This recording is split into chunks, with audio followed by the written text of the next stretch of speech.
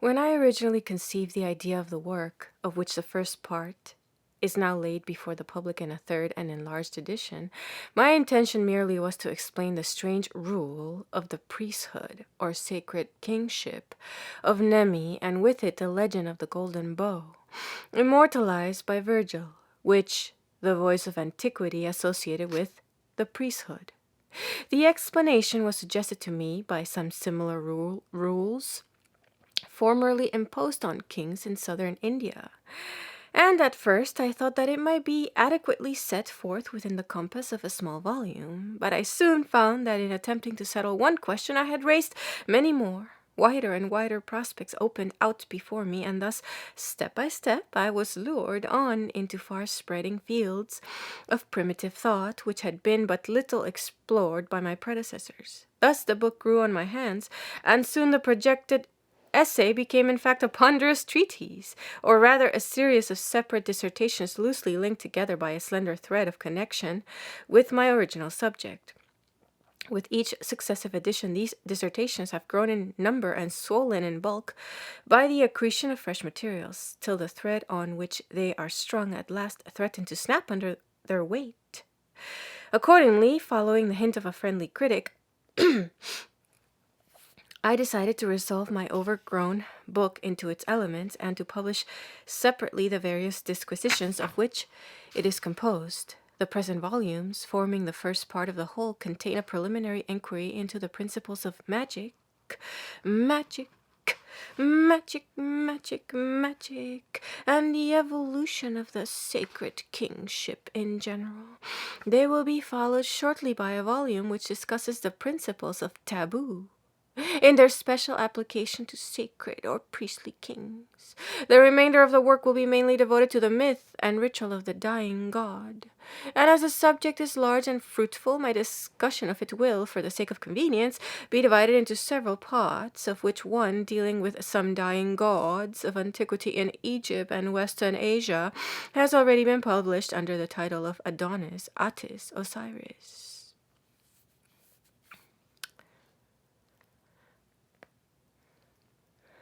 But while I have thus sought to dispose my book in its proper form, as a collection of essays on a variety of distinct, though related topics, I have at the same time preserved its unity as far as possible by retaining the original title for the whole series of volumes, and by pointing out from time to time the bearing of my general conclusions on the particular problem which furnished the starting point of the inquiry. It seemed to me that this mode of presenting the subject offered some advantages which outweighed certain obvious drawbacks.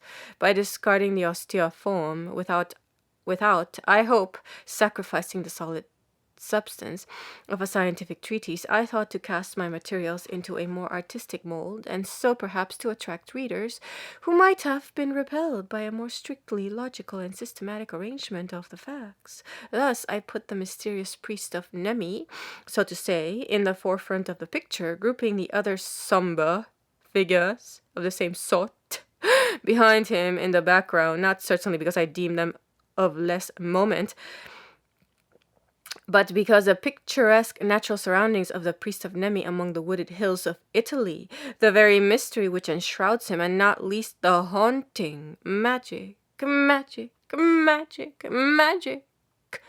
of Virgil's verse, all combine to shed a glamour on the tragic figure with the golden bow, which fits him to stand as the center of a gloomy canvas. But I trust that the high relief into which he has thus been thrown in my pages will not lead my readers either to overrate his historical importance by comparison with that of some other figures which stand behind him in the shadow, or to attribute to my theory of the part he played a greater degree of probability than it deserves.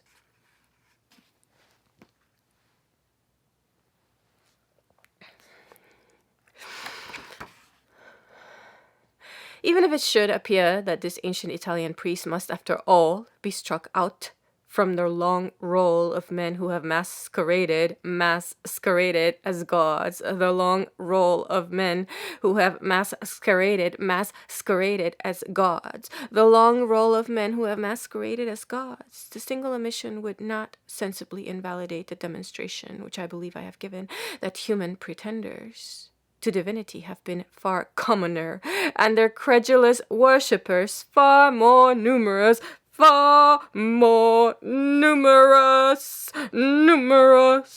numerous than that had been hitherto suspected. Similarly, should my whole theory of this particular priesthood collapse, and I fully acknowledge the slenderness of the foundations on which its fall would hardly shake my general conclusions as to the evolution of primitive religion and society, which are founded on large collections of entirely independent and well-authenticated facts. Friends versed in German philosophy have pointed out to me that my views of magic... Friends versed in German philosophy have pointed out to me that my views of magic, and religion and their relations to each other in history agree to some extent with those of Hegel. The agreement is quite independent and to me unexpected, for I have never studied the philosopher's writings nor attended to his speculations. As, however, we have arrived at similar results by very different roads, the partial coincidence of our conclusions may perhaps be taken to furnish a certain presumption in favor of their truth.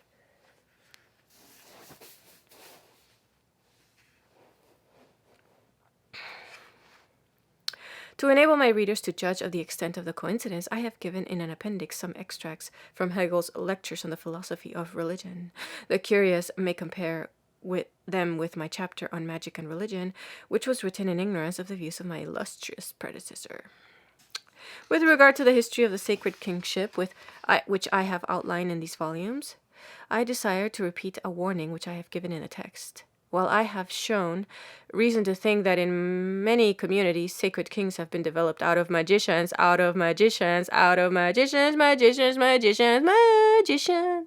am far from supposing that this has been universally true. The causes which have determined the establishment of monarchy have no doubt varied greatly in different countries and at different times. I make no pretense to discuss or even enumerate them all. I have merely selected one particular cause because it bore directly on my special inquiry, and I have laid emphasis on it because it seems to have been overlooked by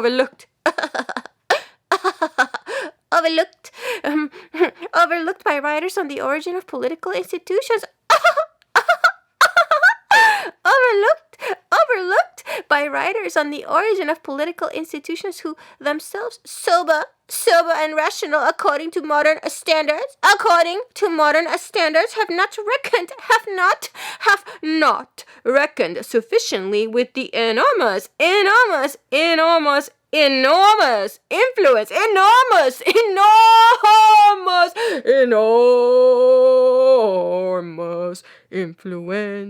which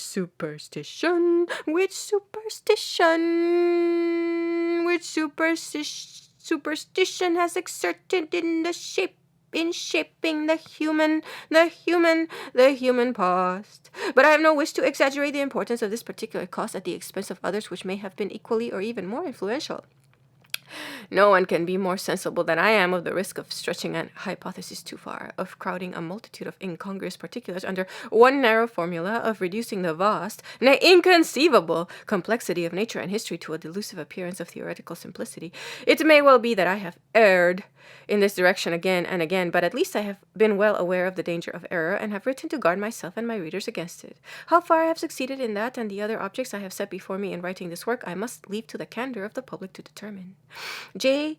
G. Fraser, Cambridge, 5th December 1910.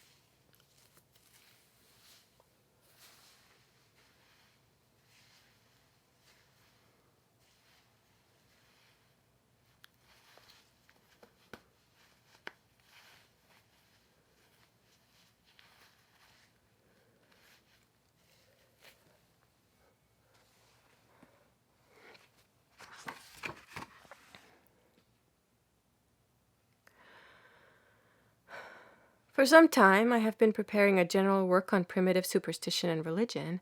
Among the problems which had attracted my attention was the hitherto unexplained rule of the Arician priesthood, and last spring it happened that in the course of my reading I came across some facts which, combined with others I had noted before, suggested an explanation of the rule in question. As the explanation, if correct, promised to throw light on some obscure features of primitive religion, I resolved to develop it fully, and detaching it from my general work, to issue it as a separate study.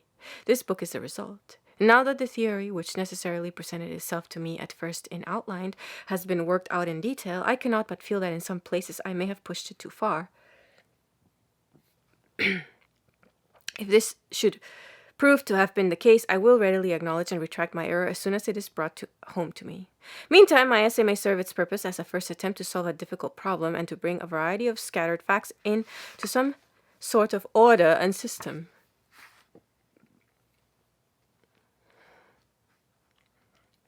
A justification is perhaps needed of the length at which I have dealt upon the popular festivals observed by European peasants in spring, at midsummer, and at harvest. It can hardly be too often repeated, since it is not yet generally recognized that in spite of their fragmentary character, the popular superstitions, and customs of the peasantry are by far the fullest and most trustworthy evidence we possess as to the primitive religion of the Aryans.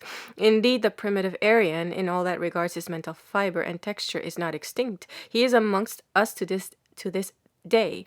The great intellectual and moral forces which have revolutionized the educated world have scarcely affected the peasant. In his inmost beliefs,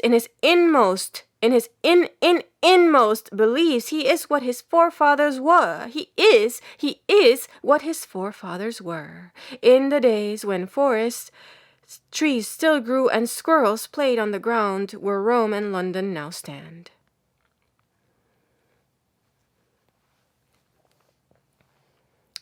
Hence, every inquiry into the primitive religion of the Aryans, which should either start from the superstitious beliefs and observances of the peasantry, or should at least be constantly checked and controlled by reference to them,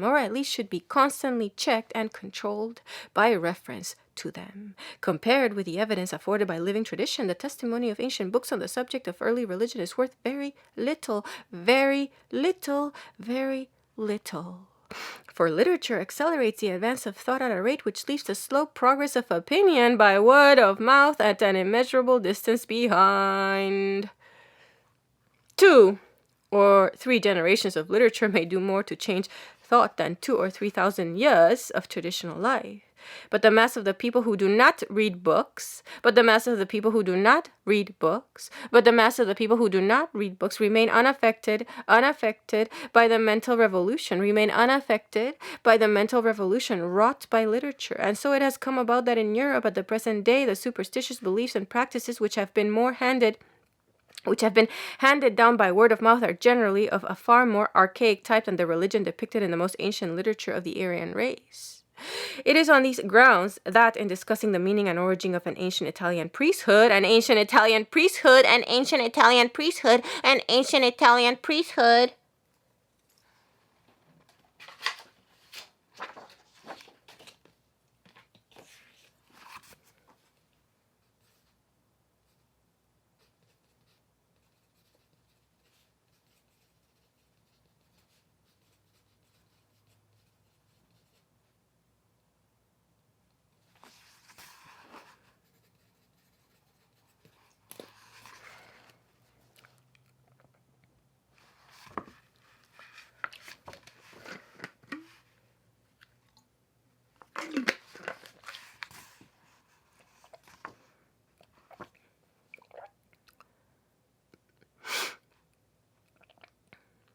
I have devoted so much attention to the popular customs and superstitions of modern Europe.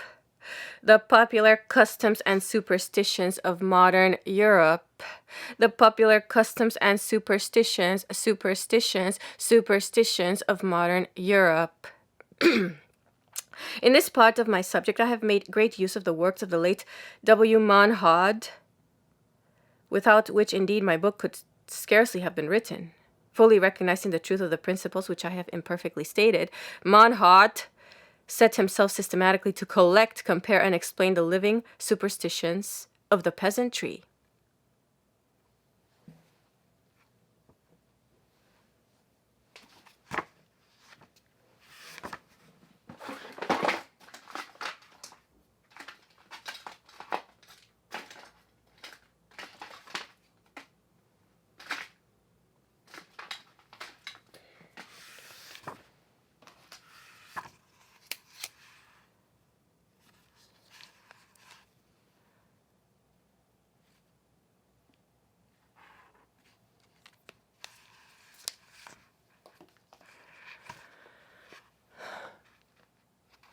Of this wide field, the special department which he marked out for himself was the religion of the woodman and the farmer. In other words, the superstitious beliefs and rites connected with trees and cultivated plants. By oral inquiry and by printed questions scattered broadcast over Europe, as well as by ransacking the literature of folklore, he collected a mass of evidence, part of which he published in a series of admirable works. But his health, always feeble, broke down before he could complete the comprehensive and really vast scheme which he had planned, and at his too early death, much of his precious materials remained unpublished.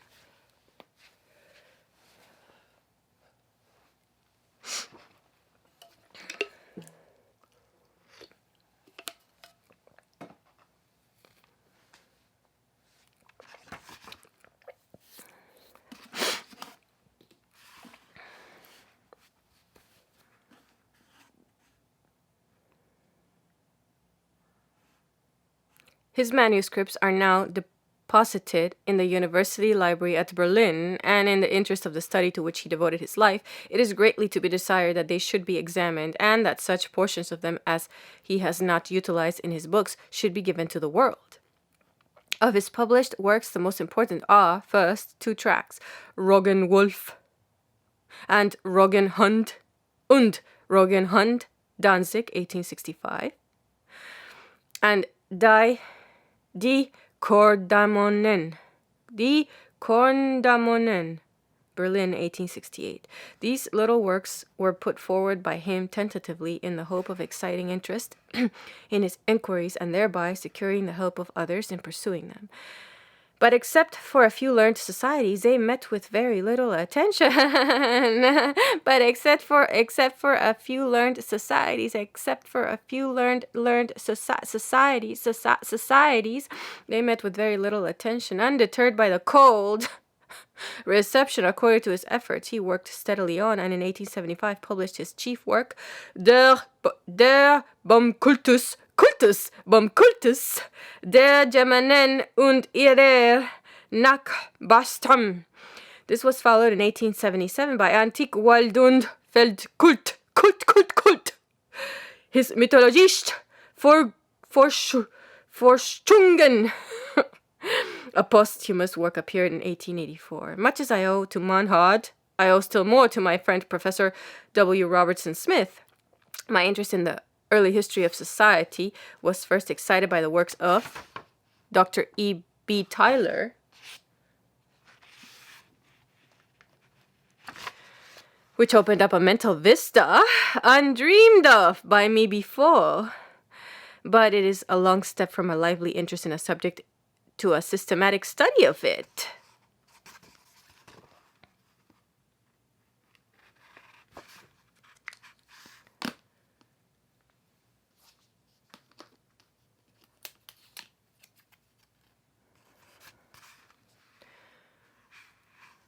And that I took this step is due to the influence of my friend W. Robertson Smith. The debt which I owe to the vast stores of his knowledge, the abundance and fertility of his ideas, and his unwearied kindness can scarcely be overestimated.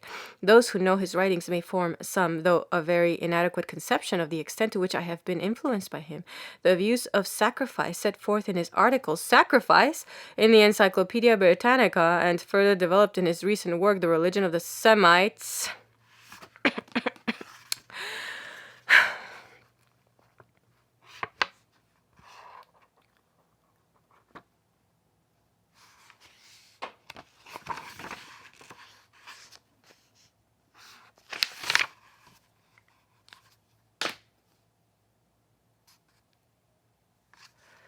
mark a new departure in the historical study of religion.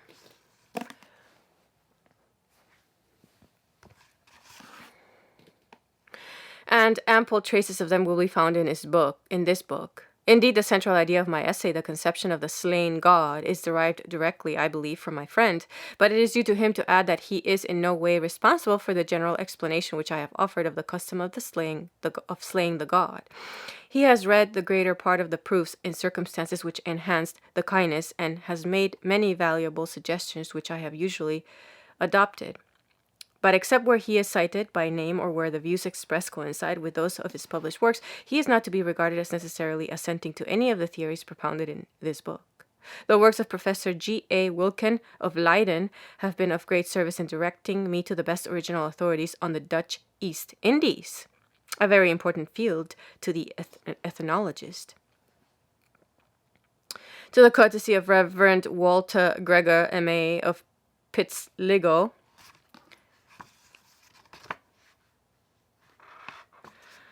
I am indebted for some interesting communications which will be found acknowledged in their proper places. Mr. Francis Darwin has kindly allowed me to consult him on some botanical questions. The manuscript authorities to which I occasionally referred our answers to a life the manuscript authorities to which I occasionally refer our answers to a list of ethnological questions which I am circulating. Most of them will, I hope, be published in the Journal of the Anthropological Institute. The drawing of the golden bow which adorns the cover is from the pencil of my friend Professor J. H. Middleton. The constant interest and sympathy which he has shown in the progress of the book have been a great help and encouragement to me in writing it. The index has been compiled by Mr. A. Rogers of the University Library, Cambridge. J. G. Fraser, Trinity College, Cambridge, 8th March, 1890.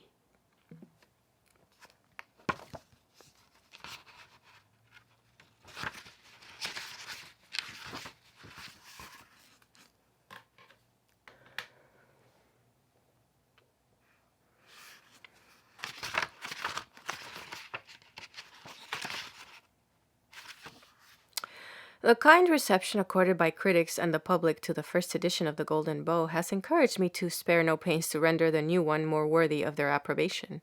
While the original book remains almost entire, it has been greatly expanded by the insertion of much fresh illustrative matter, drawn chiefly from further reading, but in part also from previous collections which I had made and still hope to use for another work. Friends and correspondents, some of them personally unknown to me, have kindly aided me in various ways, especially by indicating facts or sources which I had overlooked and by correcting mistakes into which I had fallen. I thank them all for their help, of which I have often availed myself. Their contributions will be found acknowledged in their proper places, but I owe a special acknowledgment to my friends, the Reverend Lorimer Fizzen and the Reverend John Roscoe, who have sent me valuable notes on the Fijian and Waganda customs, respectively. Most of Mr. Fizzen's notes, I believe, are incorporated in my book. Of Mr. Roscoe's, only a small selection has been given. The whole series, embracing a general account of the customs and beliefs of the Waganda, will be published, I hope, in the Journal of the Anthropological Institute. Further, I ought to add that Miss Mary E.B. Howitt has kindly allowed me to make some extracts from a work by her on Australian folklore and legends, which I was privileged to read in manuscript.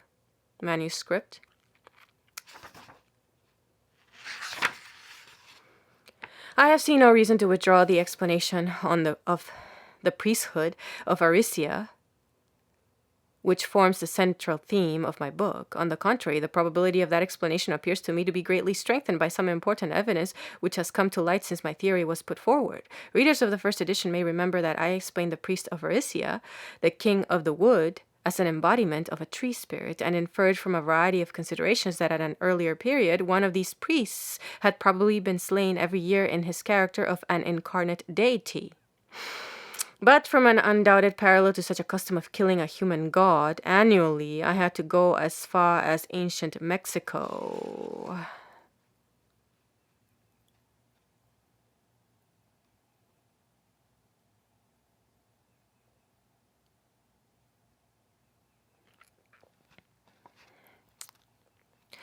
But for an undoubted parallel to such a custom of killing a human god, annually, I had to go as far as ancient Mexico.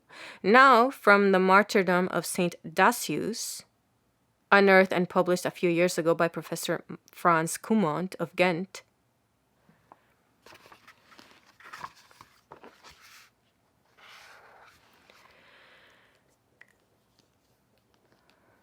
it is practically certain that in ancient Italy itself, a human representative of Saturn,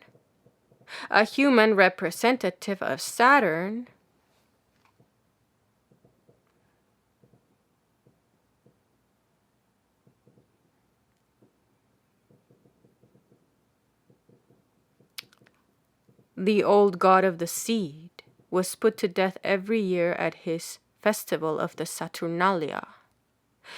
And that though in Rome itself the custom had probably fallen into disuse before the classical era, it still lingered into disuse, it still lingered on in remote places, down at least to the 4th century after Christ.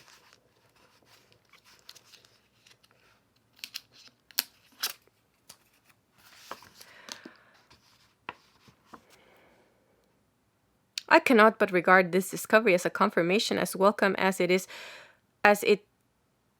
was unlooked for of the theory of the Arician priesthood which I had been led independently to propound. Further, the general interpretation which, following W. Monhot, I had given of the ceremonies observed by our European peasantry in spring, at midsummer, and at harvest, has also been corroborated by fresh and striking analogies. If we are right, these ceremonies were originally magical rites designed to cause plants to grow, cattle to thrive, rain to fall, and the sun to shine,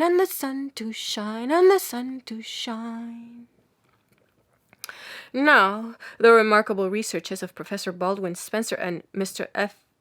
J. Gillian among the native tribes of Central Australia have proved that these savages regularly perform magical ceremonies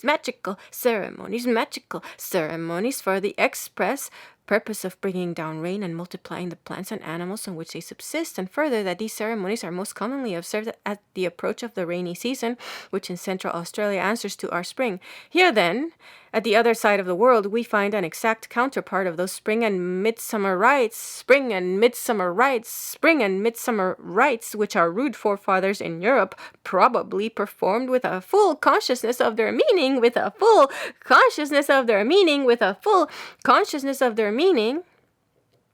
and which many of their descendants,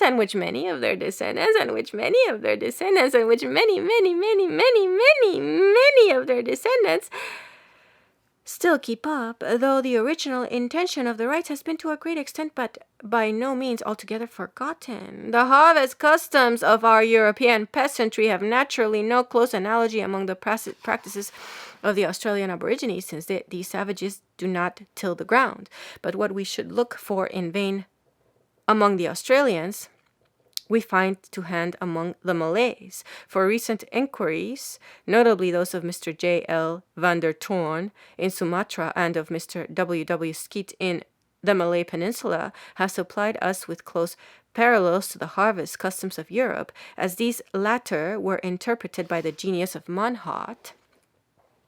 Occupying a lower plane of culture than ourselves, the Malays have retained a keen sense of the significance of rites, which in Europe have sunk to the level of more or less meaningless survivals. Thus, on the whole, I cannot but think that the course of subsequent investigation has tended to confirm the general principles followed and the particular conclusions reached in this book. At the same time, I am as sensible as ever of the hypothetical nature of much that is advanced in it. It has been my wish and intention to draw as sharply as possible the line of demarcation between my facts and my hypotheses, by which I have attempted to colligate them. Hypotheses are necessary, but often temporary bridges built to connect isolated facts. If my light bridges should sooner or later break down or be superseded by more solid structures, I hope that my book may still have its utility and its interest as a repertory of facts. But while my views, tentative and provisional as they probably are, thus remain much what they were, there is one subject on which they have undergone a certain amount of change, unless indeed it might be more exact to say that I seem to have clearly now what before was hazy, that I seem to clearly now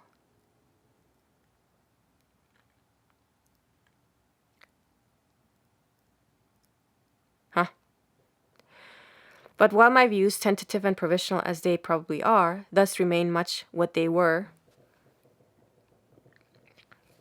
there is one subject on which they have undergone a certain amount of change, unless indeed it might be more exact to say that I seem to see clearly now what before was hazy.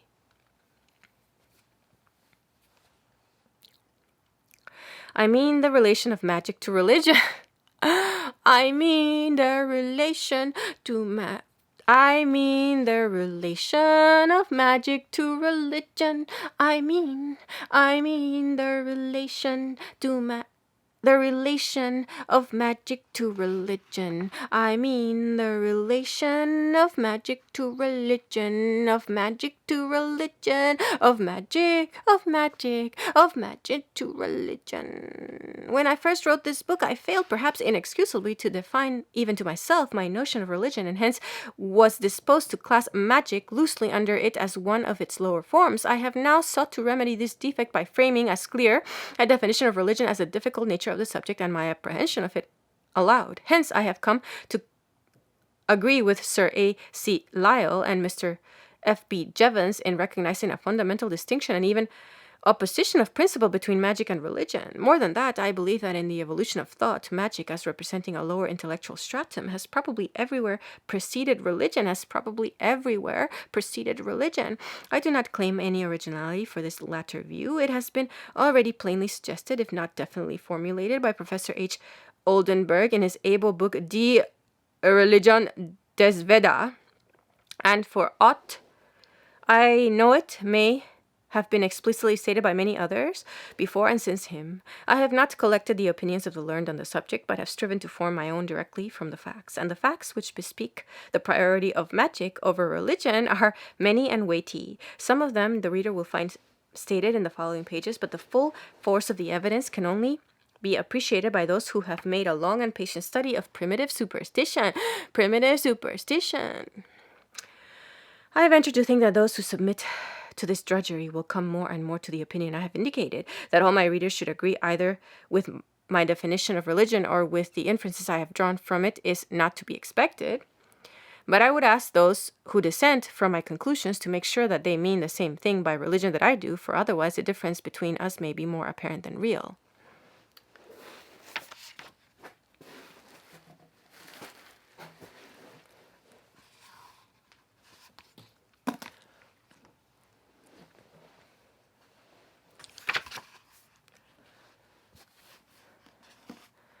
As the scope and purpose of my book have been seriously misconceived by some courteous critics, I desire to repeat in more explicit language what I vainly thought I had made quite clear in my original preface, that this is not a general treatise on primitive superstition, but merely the investigation of one particular and narrowly limited problem, to wit, the rule of the Arician priesthood, and that accordingly only such general principles are explained and illustrated in the course of it as seem to me to throw light on that special problem. If I have said little or nothing of the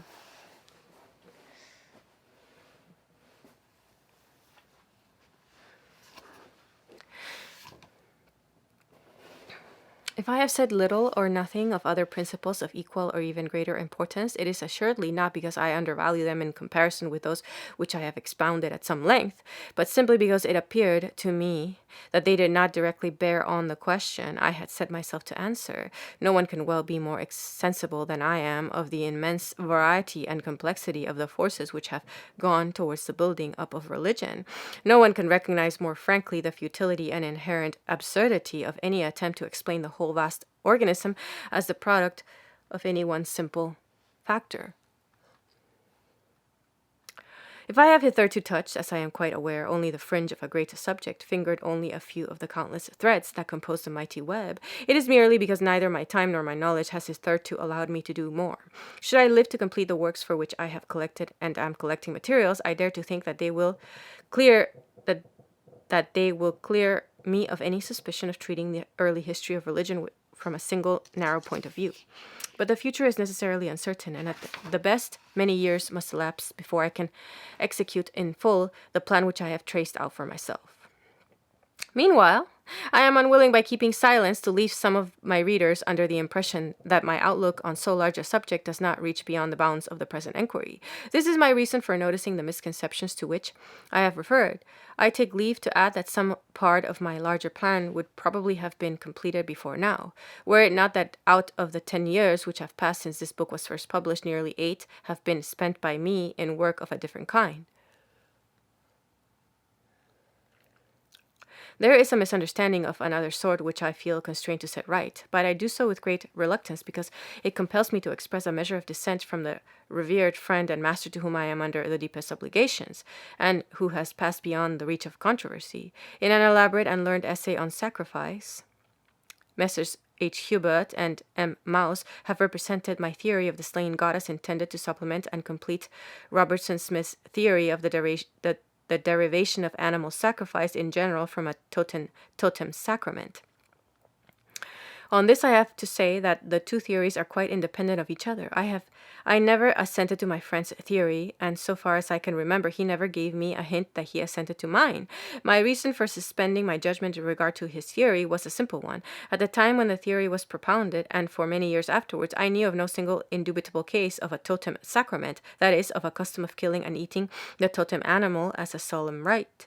It is true that in my totemism, and again in the present work, I noted a few cases, 4 in all, of solemnly killing a sacred animal, which, following Robertson Smith, I regarded as probably a totem. But none even of these 4 cases included the eating of the sacred animal by the worshippers, which was an essential part of my friend's theory, and in regard to all of them, it was not positively known that the slain animal was a totem.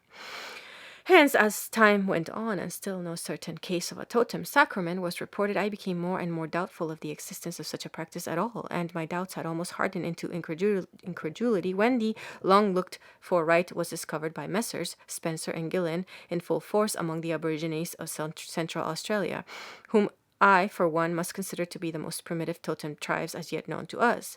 This discovery I welcome as a very striking proof of the sagacity of my brilliant friend, whose rapid genius had outstripped our slower methods and anticipated that it was reserved for subsequent research positively to ascertain. Thus, from being little more than an ingenious hypothesis, the totem sacrament has become, at least in my opinion, a well-authenticated fact. But from the practice of the rite by a single set of tribes, it is still a long step to the universal practice of it by all totem tribes. And from that again, it is a still longer stride to the deduction therefrom of animal sacrifice in general. These 2 steps I am not yet prepared to take. No one will welcome further evidence of the wide prevalence of a totem sacrament more warmly than I shall. But until it is forthcoming, I shall continue to agree with Professor E.B. Tyler that it is unsafe to make the custom the base of far-reaching speculations.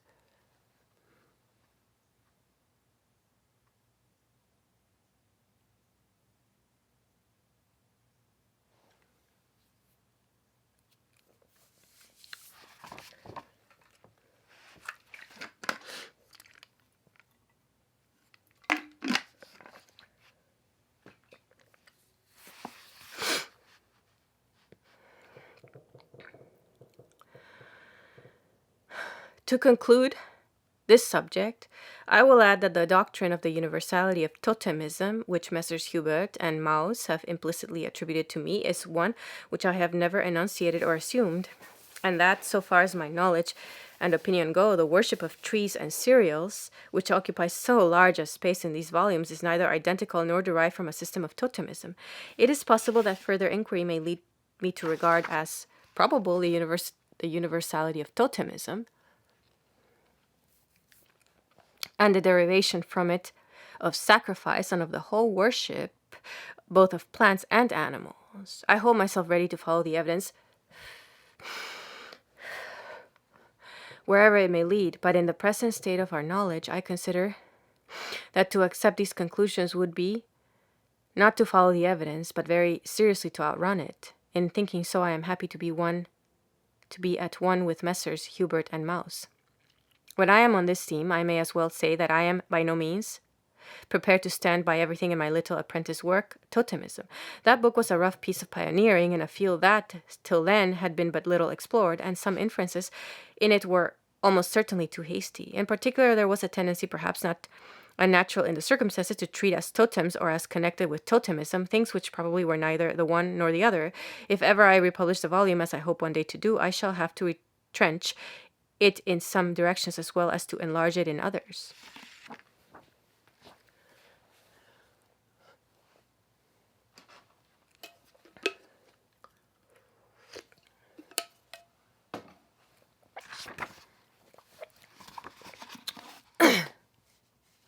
Such as it is, with all its limitations, which I have tried to indicate clearly, and with all its defects, which I leave to the critics to discover, I offer my book in its new form as a contribution to that still youthful science which seeks to trace the growth of human thought and institutions in those dark ages which lie beyond the range of history. The progress of that science must needs be slow and painful, for the evidence, though clear and abundant on some sides, is lamentably obscure and scanty on others, so that the cautious inquirer is every now and then brought up sharp on the edge of some yawning chasm, across which he may be quite unable to find a way. All he can do in such cases is to mark the pitfall plainly on his chart, and to hope that others in time may be able to fill it up or bridge it over. Yet the very difficulty and novelty of the investigation, coupled with the extent of the intellectual prospect which suddenly opens up before us whenever the mist rises and unfolds the far horizon, constitute no small part of its charm. The position of the anthropologist of today resembles in some sort the position of classical scholars at the revival of learning.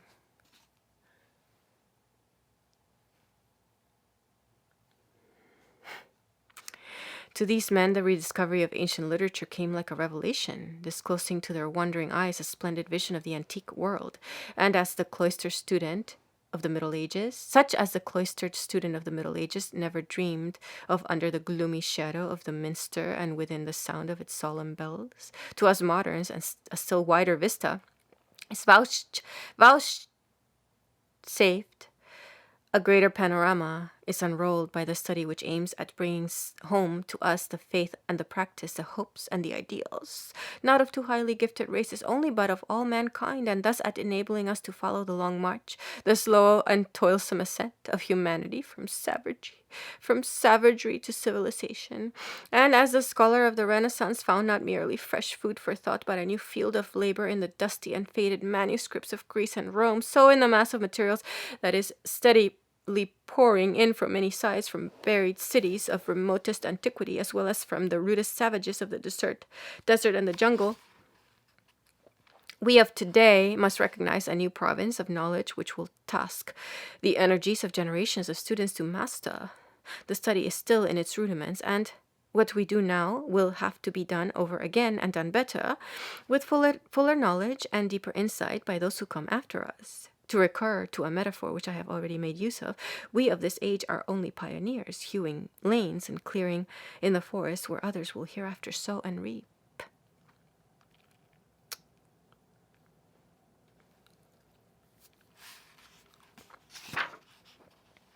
But the comparative study of the beliefs and institutions of mankind is fitted to be much more than a means of satisfying an enlightened curiosity and of furnishing materials for the researches of the learned.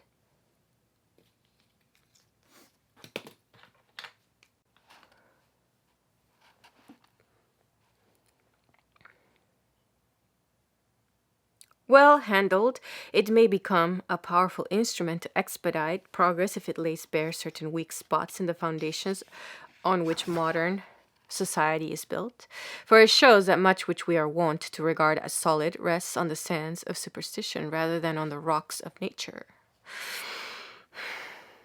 It is indeed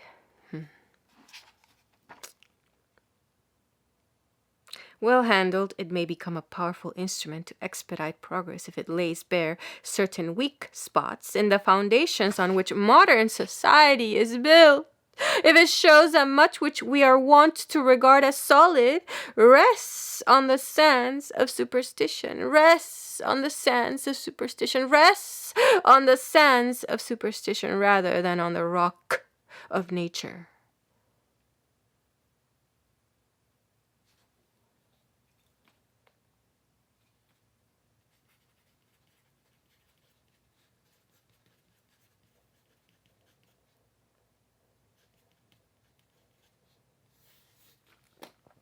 It is indeed a melancholy and in some respects thankless task to strike at the foundations of beliefs in which, as in a strong tower, the hopes and aspirations of humanity through long ages have sought a refuge from the storm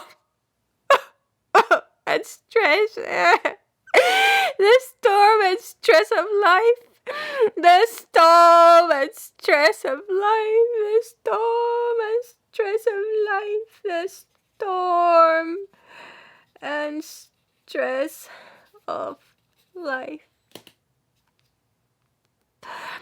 Yet sooner or later it is inevitable that the battery of the comparative method should breach these venerable walls, mantled over with the ivy and mosses and wild flowers of 1,000 tender and sacred associations.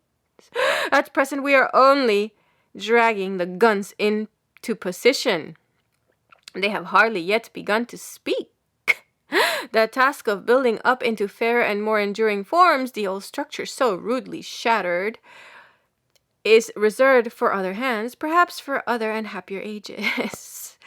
We cannot foresee, we can hardly even guess the new forms into which thought and society will run in the future. Yet this uncertainty ought not to induce us, from any consideration of expediency or regard for antiquity, to spare the ancient molds, however beautiful, when these are proved to be outworn. Whatever comes of it, wherever it leads us, we must follow truth alone. It is our only guiding star. Hoc signo vinces. To a passage in my book, it has been objected by a distinguished scholar that the church bells of Rome cannot be heard even in the stillest weather. On the shores of the lake of Nemi, in acknowledging my blunder and leaving it uncorrected, may I plead in extenuation of my obduracy the example of an illustrious writer? In old mortality, we read now a hunted coven.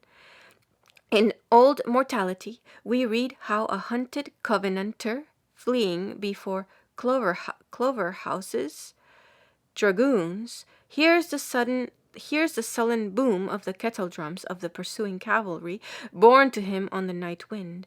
When Scott was taken to task for this description because the drums are not beaten by cavalry at night, he replied in effect that he liked to hear the drums sounding there, and that he would let them sound on so long as his book might last. In the same spirit, I make bold to say that by the lake of Nemi I love to hear, if it be only in imagination, the distant chiming of the bells of Rome, and I would fain believe that their airy music may ring in the ears of my readers after it has ceased to vibrate in my own. J. G. Fraser, Cambridge, 18th September, 1900.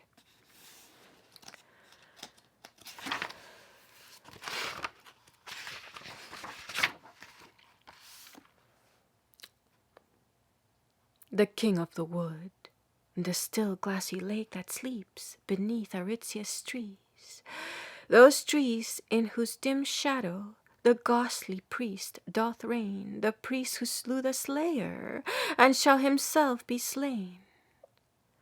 Macaulay. Diana and Virbius. Who does not know Turner's picture of the golden bow?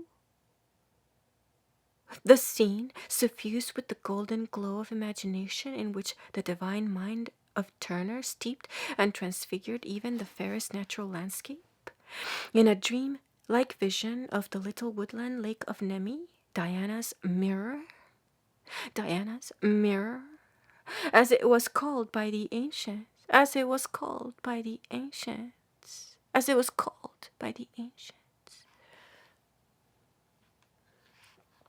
No one who has seen that calm water lapped in a green hollow of the Alban hills can ever forget it.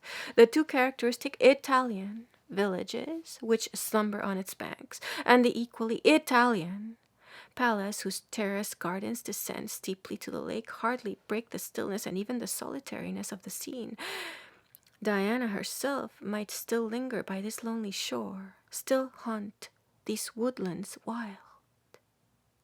In antiquity, this sylvan landscape was the scene of a strange and recurring tragedy.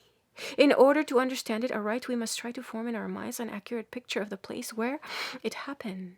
For as we shall see later on, a subtle link subsided between the natural beauty of the spot and the dark crimes which under the mask of religion were often perpetrated there. For as we shall see later on, a subtle link subsisted between the natural beauty of the spot, and the dark crimes, which under the mask of religion, were often perpetrated there. Dark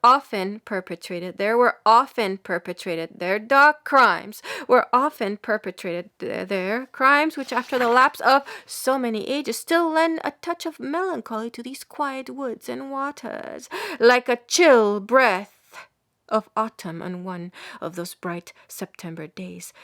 Quote, while not a leaf seems faded, unquote. While not a leaf seems faded. The Alban Hills are a fine, bold group of volcanic mountains which rise abruptly from the Campagna in full view of Rome, forming the last spur sent out by the Apennines towards the sea. Two of the extinct craters are now filled by two beautiful waters, the Alban Lake and its lesser sister, the Lake of Nemi.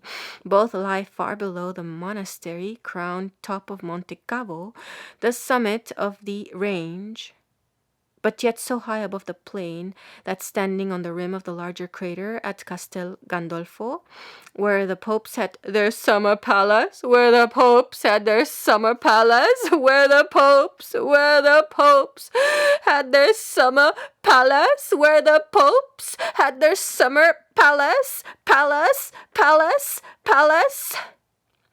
You look down on the one hand into the Alban Lake and on the other away across the Campagna to where on the western horizon the sea flashes like a broad sheet of burnished gold in the sun.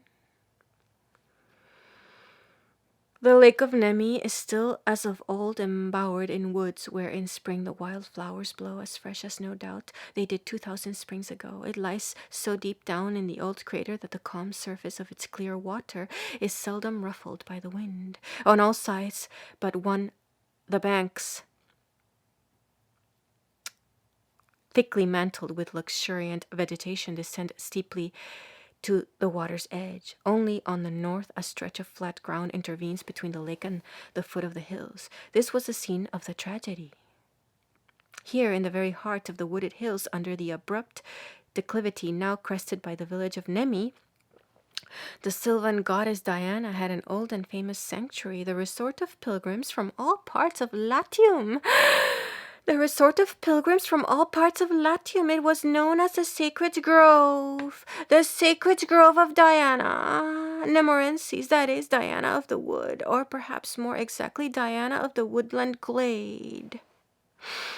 Strictly speaking, Nemus is a natural opening or glade in a forest.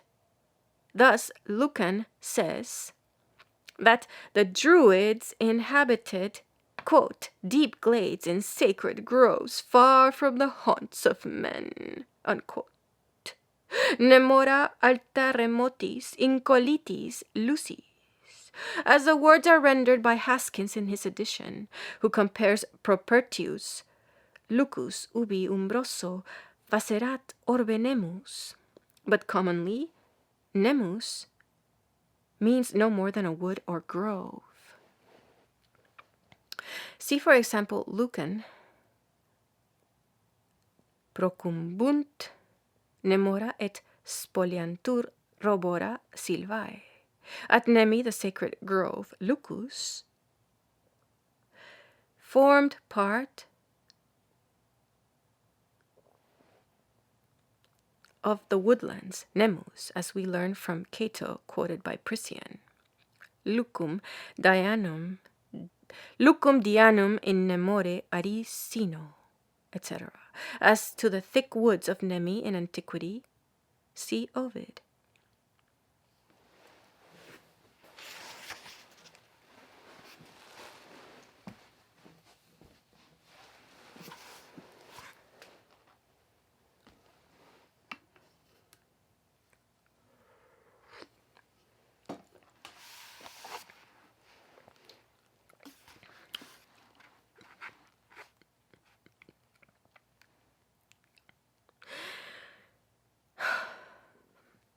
Here, in the very heart of the wooded hills, under the abrupt declivity now crested by the village of Nemi, the sylvan goddess Diana had an old and famous sanctuary, the resort of pilgrims from all parts of Latium.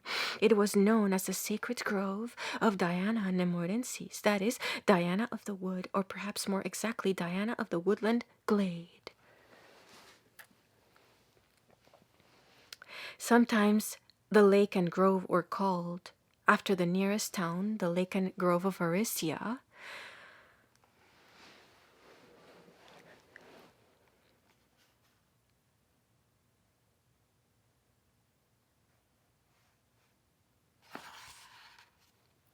But the town, the modern Aritzia, lay 3 miles away at the foot of the mountains and separated from the lake by a long and steep descent. A spacious terrace or platform contained the sanctuary. On the north and east it was bounded by great retaining walls which cut into the hillsides and served to support them. Semicircular niches sunk in the walls and faced with columns formed a series of chapels which in modern times have yielded a rich harvest of votive offerings. On the side of the lake the terrace rested on a mighty wall, over 700 feet long by 30 feet high, built in triangular buttresses, like those which we see in front of the piers of bridges, to break floating ice.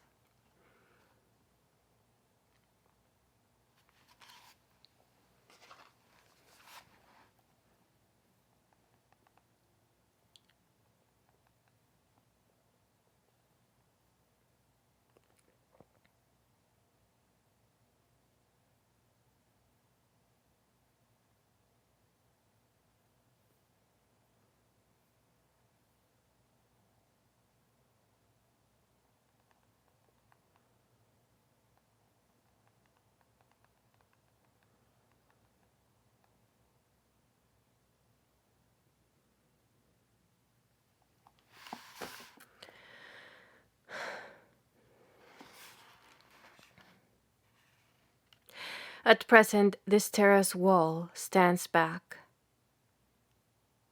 some 100 yards from the lake. In other days, its buttresses may have been lapped by the water. Compared with the extent of the sacred precinct, the temple itself was not large, but it remains proof it to have been neatly and solidly built of massive blocks of peperino and adorned with Doric columns of the same material. Elaborate cornices of marble and friezes of terracotta contributed to the outward splendor of the edifice, which appears to have been further enhanced by tiles of gilt bronze. The site was excavated in 1885 and 1886 by Sir John Saville Lumley, now Lord Saville, who was the English ambassador at Rome. Further excavations were conducted in 1886 and 1888 by Signor Luigi Boccanera, and again in 1895 by Signor Eliseo Borghi, Borghi,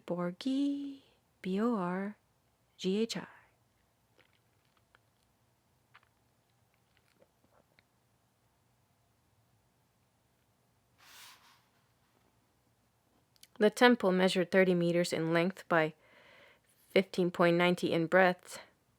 It had columns on either side of the pronaos. A few votive offerings found on the site in earlier times are described in Gravius's Thesaurus Antiquidatum Romanarum.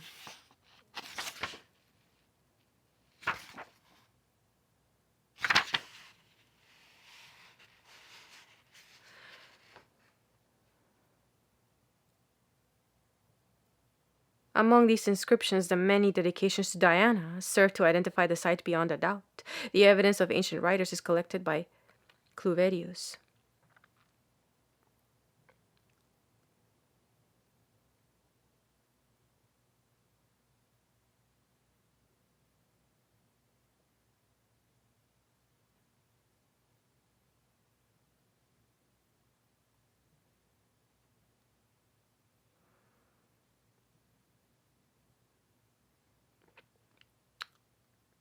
Suetonius Divus Julius, page 54, serving his own gods. Thus he naturally felt no compunction at relieving the barbarous Gaulish gods of their little savings.